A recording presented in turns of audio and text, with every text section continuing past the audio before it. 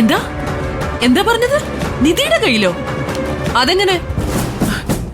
അതെങ്ങനെയാണെന്ന് വസുവിന് അറിഞ്ഞൂടെ?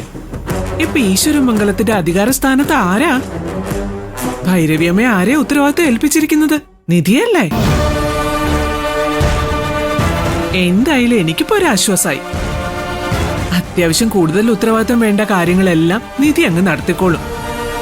അവൾ ഉത്തരവാദിത്തോ എന്തു കുന്തോ ഏറ്റെടുത്തോട്ടെ. എന്റെ കാര്യത്തിലൊന്നും കയറി തലയിടണ്ടെന്ന് അവളോടൊന്ന് പറഞ്ഞേക്ക്. എത്ര നിസ്സാരമായിട്ട് ഏട്ടത്തി ഇത് പറയുന്നത്. നിധി എന്റെ മേൽ അധികാരം സ്ഥാപിക്കുന്നത് കണ്ടിട്ട് ഏട്ടത്തിക്ക് ഒന്നും തോന്നുന്നില്ലേ? എന്താന്നറിയില്ല വസു, എനിക്ക് പ്രത്യേകിച്ച് ഒന്നും തോന്നിയില്ല. ഷോ, എനിക്കൊരു ഫംഗ്ഷന് പോകാനുള്ളതാ. എന്റെ ഓർണമെന്റ്സ് മുഴുവൻ ആ ലോക്കറിനകത്ത് വെച്ചിരിക്കുക.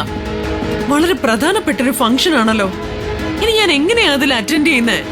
അതിന് വസു അല്ലേ ഫംഗ്ഷൻ അറ്റൻഡ് ചെയ്യുന്നത്, ഓർണമെന്റ്സ് അല്ലല്ലോ. ദേടതി, ഞാൻ വല്ലതും വിളിച്ച് പറയും കേട്ടോ. ഓർണമെന്റ്സ് ഒന്നും ഇല്ലാതെ വെറും കഴുത്തുമായിട്ട് ഞാൻ എല്ലാവരുടെ മുമ്പിൽ നിന്ന് കൊടുക്കണോ?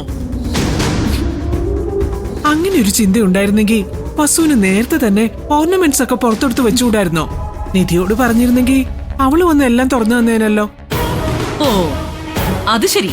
അപ്പൊ ഞാൻ അവളുടെ മുമ്പിൽ അതിനും ചെന്ന് യാചിക്കണം അല്ലേ? യാചിക്കൊന്നും വേണ്ട, പറഞ്ഞാ മതി, അവളെടുത്ത് തന്നോളും. ഇനി അവളെടുത്ത് തന്നില്ലെങ്കിൽ നീ എന്നോട് പറ, ഞാൻ പറഞ്ഞോളാം നിധിയോട്. ഷോ, കൂടുതൽ ന്യായമൊന്നും എന്റെ അടുത്ത് പറയണ്ട. എനിക്കിപ്പൊ എന്റെ ലോക്കറിന്റെ ചാവി കിട്ടണം. ശേടാ, ഇത് വലിയ ശല്യായല്ലോ. നിധിയുടെ കയ്യിലുള്ള ചാവി ഞാൻ എങ്ങനെ എടുത്തു തരാനാ? എടുത്തി, അവളെ വിളിച്ചേ. ഇപ്പൊ അവളോട് ഇങ്ങോട്ട് വരാൻ പറ.